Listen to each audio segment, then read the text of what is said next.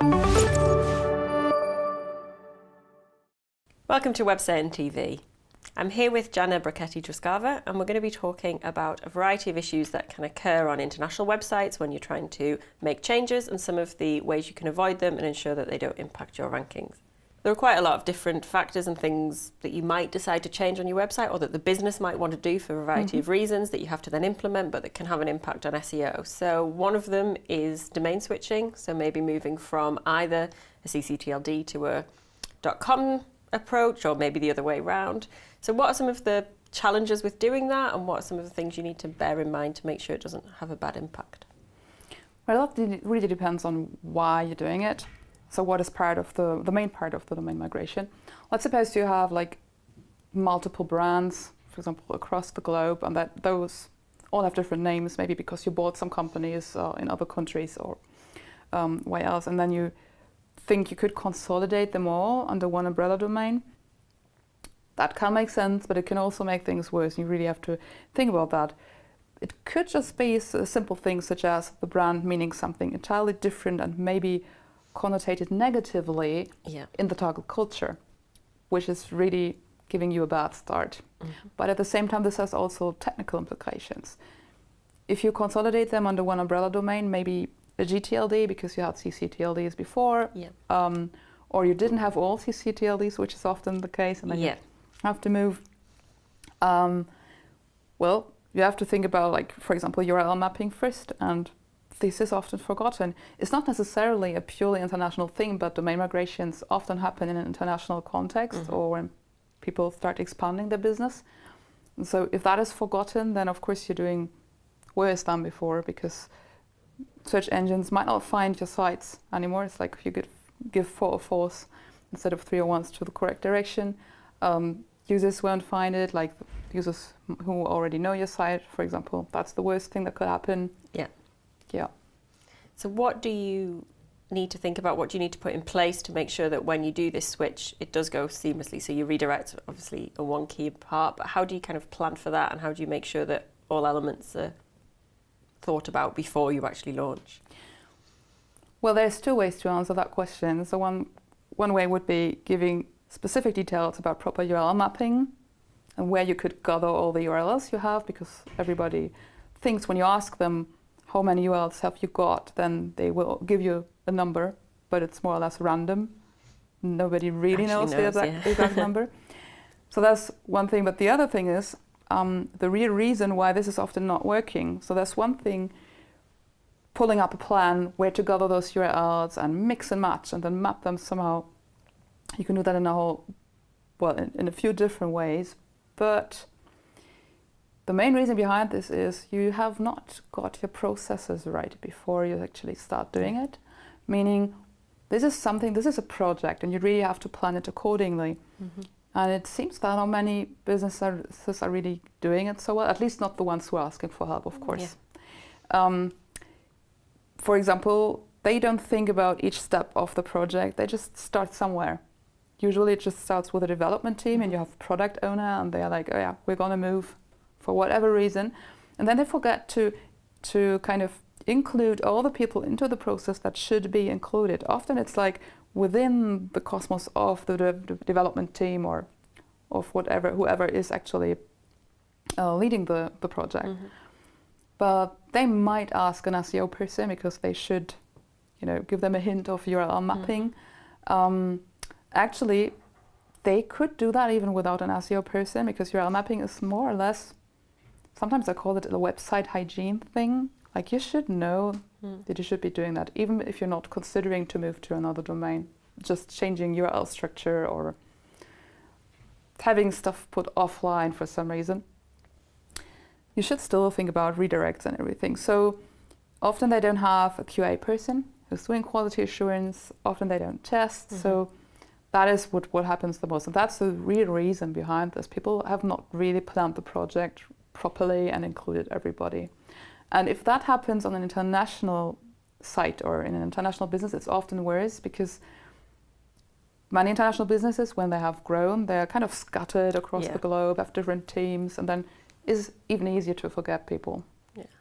So another related issue could potentially be changing URL structure. So as well as not just changing a domain, but changing the structure, which might be as a result of different international sites having different structures and you want them all to be the same. What are the challenges with doing that, and how do you make sure that, you know, any change you do make doesn't impact rankings? That is pretty similar. So if you have a different structure on like a German domain versus the French domain, for example, you have to figure out either, if it's not a big domain, if you have the staff to actually mix and match or map them properly manually, but that's really tedious work. Nobody likes doing it. Or you have to find out if there is anything similar that you can somehow map. For example, if it has been on the same content management system, maybe the different folders, though they are named differently in the language of each of the countries, maybe they have a similar ID or the same ID. Maybe it's something like that. If it's not, it gets harder, but you just should look up into how the folders have been created, or if we're talking about page by page, like articles or product URLs, whatever you've got, if there is anything you can map, if there is any system behind that, any pattern, usually you should have people in your team who could take this or speak to the developers. If it's products, it's hopefully the product ID. So, but you need some sort of data, otherwise you end up doing it more or less manually. Yeah, which for some sites as well, if you've got a lot of products, for example, a huge amount, it just wouldn't even happen, would it? It just wouldn't be possible. Well, what you can do is, I don't really suggest doing that, but what you can do if you're really unable to really map all of them, you just do the switch, but like partly, and you see what happens. And the 404 issues that are coming up are pages that still need to be redirected, that pages you might have forgotten they exist, for example. This still won't point you towards the correct direction, but then you have chunks that you can go through. But I would not suggest it. You could try doing that on a staging environment and testing it there, and then go through by chunks. But that is tedious work, so it's usually better to have structures first, and then look into those if you can match those. And then another challenge or another project that can often crop up is redesign. So site redesign, again, just updated branding, or again to consolidate, you know, different international properties into a similar brand. That's obviously a big project and involves a lot of people, and often a bit of a clash between maybe the SEO side of things and the design and the creative. So what are some of the things to avoid it being a real challenge? Well, there's a whole lot of things you can do wrong. So, well, you should avoid discussing for ages about that. So at one point you need to have like a strong project leader who's really managing it well, making sure that everybody is asked for their opinion or for their work to contribute at the right point of time in the project. So that is really also down to proper project planning or process management in a way. There might always be clashes between the creative persons, or maybe even the brand department and SEO, but I think they're getting a bit less over the years. Also, that depends on each company and what you want, what's your main objective. Of course, if you plan like launching a site without content and just images or pure JavaScript mess, Flash might have a comeback. Who knows? You know, it's unlikely, but who knows? Who knows what people come to think of? So, that's really down to management. But apart from that, it's really important to even there, before you start actually rolling it out, you should also test and ask everybody for their opinion. What I mean by this is, I've seen templates only been tested in the English language, for example. And so you have, for example, a character limit for headlines, very short, and it's much easier to say things in a short way in English as opposed to other languages. So when you test it afterwards in French or in other languages that actually have a different direction, like they read from the right to the left, then you have a big issue. Your whole template might be screwed up, or you just asked your staff, like your SEO person, your UX person, etc., etc. You asked all your internal or external experts, but they're all experts for like Western countries, like for European countries. You should, if you well, if you don't have a business outside of that, you don't need to ask other people. But if you have, then you should consider getting experts from, for example, an Arabic country that you might be in, or from Japan, etc. Because anything you might think you know about usability and user experience might be a bit different when it comes to Asian countries or Arabic countries. And that's why it is very difficult to roll out a kind of global template design, because actually, even if you could say, well, that's our branding, okay, but the kind of style of website and what appeals to a user, your target customer in China, won't be the same as somebody in France. And if you're not taking that into account, Exactly. even if you get all the technical aspects right, you're still not going to get very far with making those conversions. Yeah, right.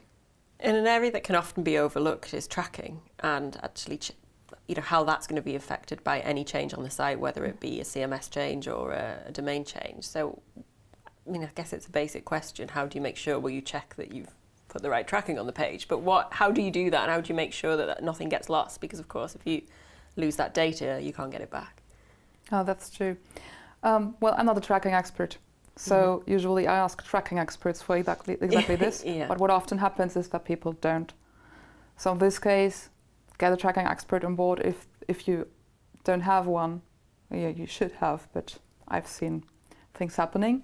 And so get one on board, and then, they need to talk a lot to the developing team that's doing any kind of relaunch you're doing, to make sure that the things you have already been tracking, that you are continuing to track those, because that's the worst thing that can happen after a relaunch, that somehow tracking pixels have disappeared. Also, you should point the development team towards the direction to really test the tracking pixels, and to have a say in if they work by, for example, tickets that they accomplish during like a Scrum cycle, for example. If they're doing that, have them consult you as an SEO, or consult the tracking person as well. So you can actually add your SEO specific requests to each ticket, and then whenever they're working on something that actually has been tracked before, add a hint like the tracking pixel has to stay there. Sometimes people think it's a good idea to do any kind of changes in the way they track sites during a relaunch. I can't say whether or not that makes sense all the time, but often if you do too many things all at once, it's heavier. It's much easier to miss something, because if you're changing so many things, it's easy for something to slip through. Of course, and also you have to know if your sites are doing better or worse after a relaunch. But if you have additional things you might want to track, specifically if you do like new templates, for example, then, or new site types page types you didn't have before, then could be a good idea to ask a tracking person. They might or might not be able to tell you what you should track or what you shouldn't, because if you ask 10 tracking persons, I don't know, I have people telling me hundreds of things I could track because they're possible. But they do not all make sense for my business. And then I have those who try to figure that out. That really depends, but you have to tell them what you want ultimately. So what's your goal? So once you have that, and when you have new templates, you want to accomplish something with a template, like is it a new product template or whatever? Should people convert? What kind of conversion is that? Is it click on a add to cart button, or is it send me a newsletter, or is it anything like that? Then you have to figure out what you need to track there. There's always a reason for changing a page template as well, and it could be a good idea to track that as well, like if it's doing differently. Again, I'm not an expert, so I can't tell you what elements you should be tracking and how to move them bit by bit, but then there's people for that. So I suppose like with many things, if you're not sure, make sure you're talking to somebody that but you have to be aware that you actually have to ask those people in the first place. And I've seen sites relaunching that didn't have any tracking specialist on board before they do. They just somebody set up an analytics account and started tracking somehow with a minimal setup or something that they read about, like best practices.